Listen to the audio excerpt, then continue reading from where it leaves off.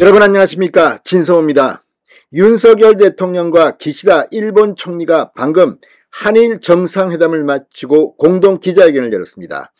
역시 엄청난 성과를 일제히 발표했습니다. 자, 문재인 정권 때 완전히 망가뜨린 최악의 한일 관계를 이제 복원시키고 무엇보다 경제 분야에서는 미래를 위한 협력기구를 만들기로 했습니다. 지소미아 여러분 기억하십니까?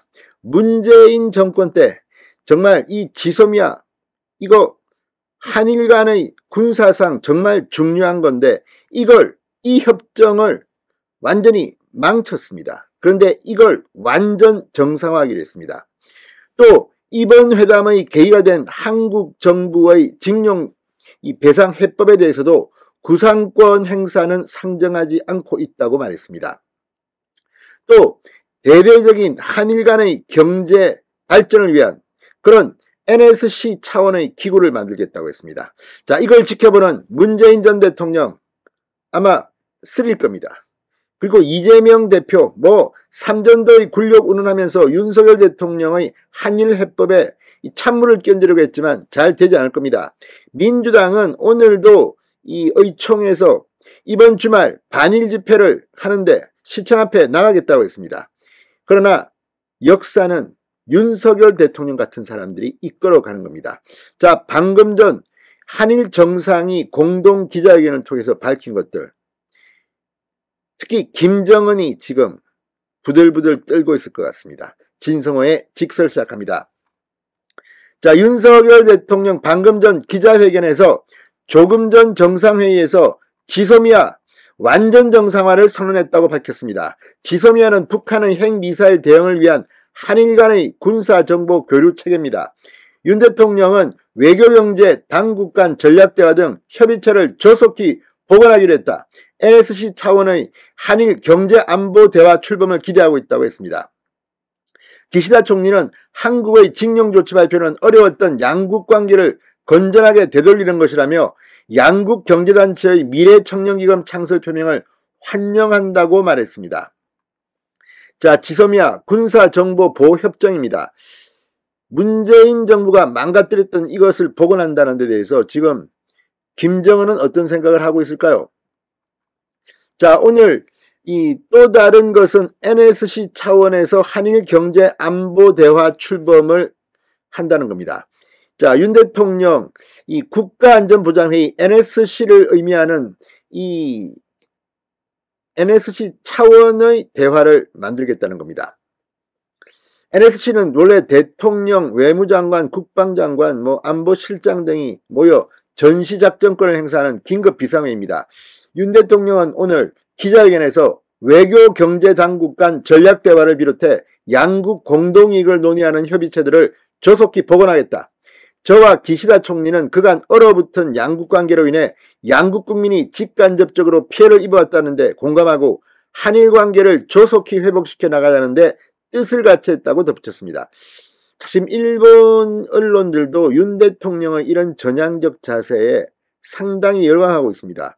문재인 정권이 완전히 망가뜨렸던 이 한일 최악의 관계, 이게 지금 복원되기 시작한 겁니다.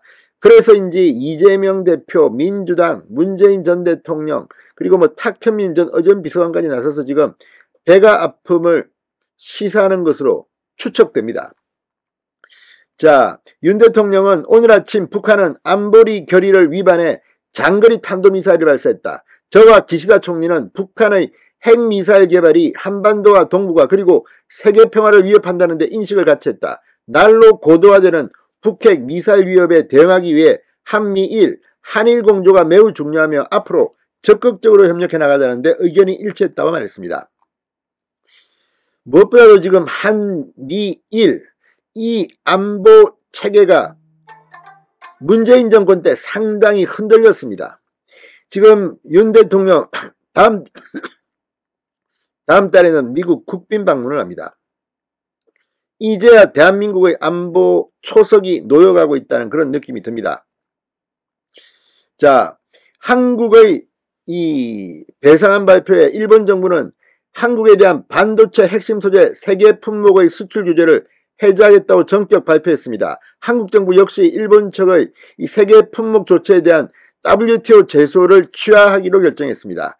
윤 대통령은 미래 세대가 교류하며 상호 이해를 심화할 수 있도록 지원하는 방안을 적극적으로 찾아야 한다. 양국 경제계는 한일 미래 파트너십 기금을 설립하기로 합의했다고 말했습니다. 아울러 올해는 1998년 발표된 김대중 오부치 공동선언 25년이 되는 해인 만큼 이번 회담은 양국 간의 불행한 역사를 극복하고 한일 간 협력의 새 시대를 여는 첫걸음이다. 우리 두 정상은 형식에 구애받지 않고 필요하면 수시로 만나 이 셔틀 외교를 통해 적극적으로 소통해 나갈 것이라고 밝혔습니다.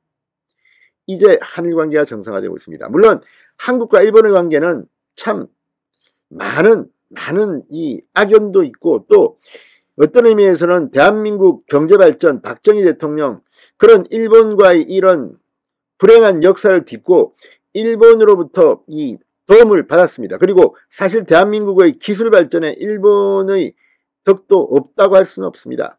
또 경쟁관계입니다. 이제 우리가 일본 기술을 따라잡은 게 한두 해가 아닙니다. 그렇지만 협력할 것은 협력해야 합니다. 자, 지금 한일이 이렇게 협력을 하면 오히려 유럽이나 미국이 긴장할 수도 있습니다.